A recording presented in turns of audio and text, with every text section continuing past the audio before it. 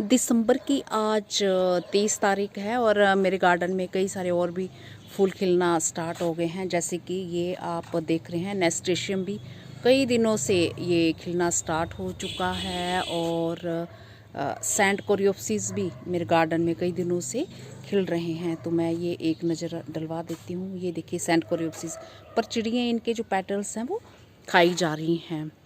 तो चलो ये सब चलता रहता है। नमस्कार जी, मैं मंजू। आज मैं आपको एक बहुत ही खूबसूरत फ्लावर के बारे में बताऊंगी। तो उस फूल को मैंने आपके सामने ग्रो करना सिखाया था। मिड अक्टूबर में मैंने लेडीज़ लेस के जो फ्लावर्स सीड से ग्रो करने मैंने उनके प्लांट्स बताए थे।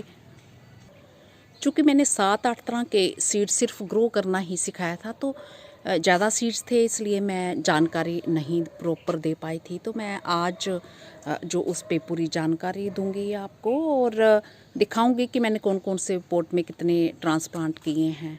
तो ये आप देख सकते हैं। और दूसरी बात यह है कि मैं वीडियो का लिंक दे दूंगी। तो इतने खूबसूरत फूल जो है लास्ट ईयर मैंने उनके वीडियो बना के डाले थे, तो मैं उसका लिंक दे दूंगी, आप देख सकते हैं।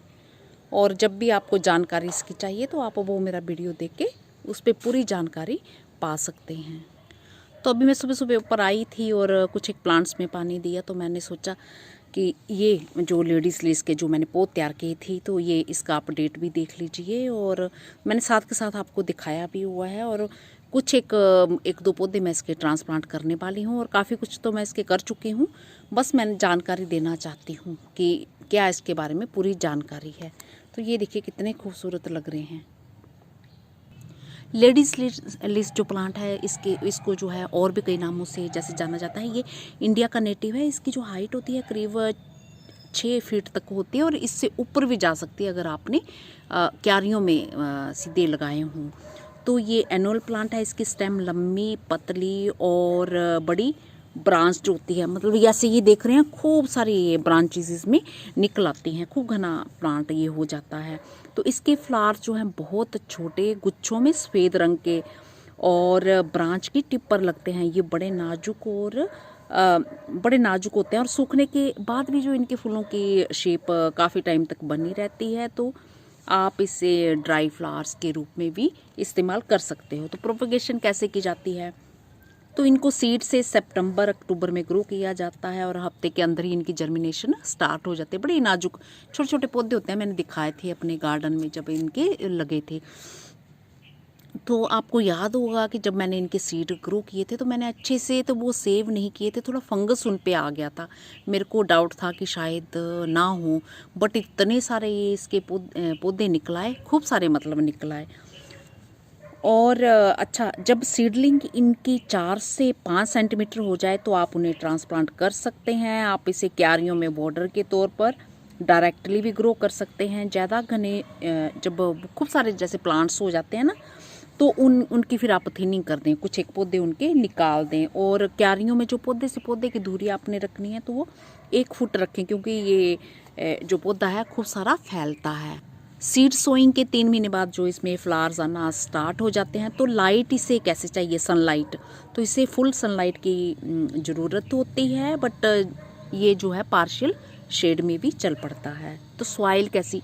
ये किसी भी तरह की जो गार्डन सॉइल में इसे लगा सकते हैं। बस मिट्टी में आप जैसे खाद वगैरह मिलाते हैं ना, तो थोड़ी खाद वगैरह मिला लीजिए, गोबर की खाद मिला लीजिए, वही काफ़ी है इसके लिए। और पानी इसे कैसे देना है? तो इसे हल्की मॉइस्ट मिट्टी पसंद है, तो इसलिए इसकी मिट्टी को जो है मॉइस्ट ही रखें और ड्रेनेज सिस्टम अच्छा रखें। और पानी जो है रूट्स में बैठना नहीं चाहिए। और इसके इस्तेमाल क्या है? इनके जो फ्लावर्स हैं उन्हें कट फ्लावर के रूप में इस्तेमाल कर सकते हैं। बुक्के वगैरह में वो लगते हैं। 8 इंची पोट में या 10 इंची पोट में आप जो है एक पौधा लगा सकते हैं, क्योंकि खूब बड़ा होता है ये। तो मैंने 8 इंची पोट में ये 2 पौधे, एक ये और एक ये, तो मैं 2 इसलिए मैंने एक ही चलने देना चाहती थी, 2 इसलिए लगा दिए कि हो सकता ट्रांसप्लांट करते हुए एक ना लगे, तो ये दोनों ही चल पड़े। बट इसके साथ साथ और भी पिटूनिया के और भी ना जाने किस किस के ये डॉग फ्लावर के ये खूब सारे ये पौधे मेरे इसमें निकल आए हैं। तो देखूंगी फिर कहीं ट्रांसप्लांट मेरे को पोट वगैरह मिला तो वो दूसरे पिटूनिया वगैरह के ये प्लांट्स जो है मैं इसके निकाल दूंगी। तो चलिए टाइम है तो मैं ट्रांसप्लांट भी कर देती हूँ। वैसे तो मैंने खूब सारे इसके वीडियोस बनाए हुए हैं। तो इसकी जो है साइड में जो नाजुक जैसी पौध है जो कमज़ोर है, बाकी तो ये बढ़ रहे हैं, बढ़ने देते हैं क्योंकि काफ़ी टाइम हो गया है इनको बढ़ते हो। तो मैं थोड़ा साइड से ये निकाल देती हूँ। मिट्टी तो इसकी मॉइस्ट ही है। तो 2 पौधे जैसे कि मैंने बताया हुआ है, नीचे हाथ करके, ये स्टेम के नीचे हाथ करके धीरे से इसकी रूट्स को खींचना है।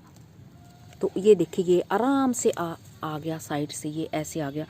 तो मैं 2 पौधे इसी चक्कर में निकालूंगी ताकि पता नहीं एक चले ना चले।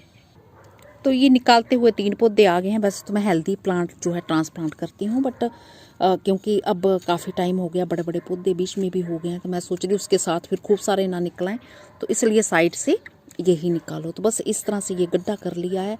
मिट्टी जैसे मैं कि बनाती हूँ वैसे ही बनाई है। ये एक पोट खाली हुआ था, तो ये जड़ को इसकी, ये वैसे बड़े ही हार्डी हैं, आराम से चल जाते हैं।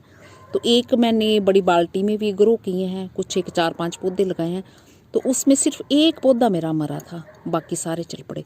तो बस इसी तरीके से मैं ये बाकी भी 2 और भी साइड में लगा दूंगी। और इसको पानी जो आपने ऐसे दे देना है, तो मैं वो दिखा देती हूँ आपको पौधा जो मैंने लगाया था।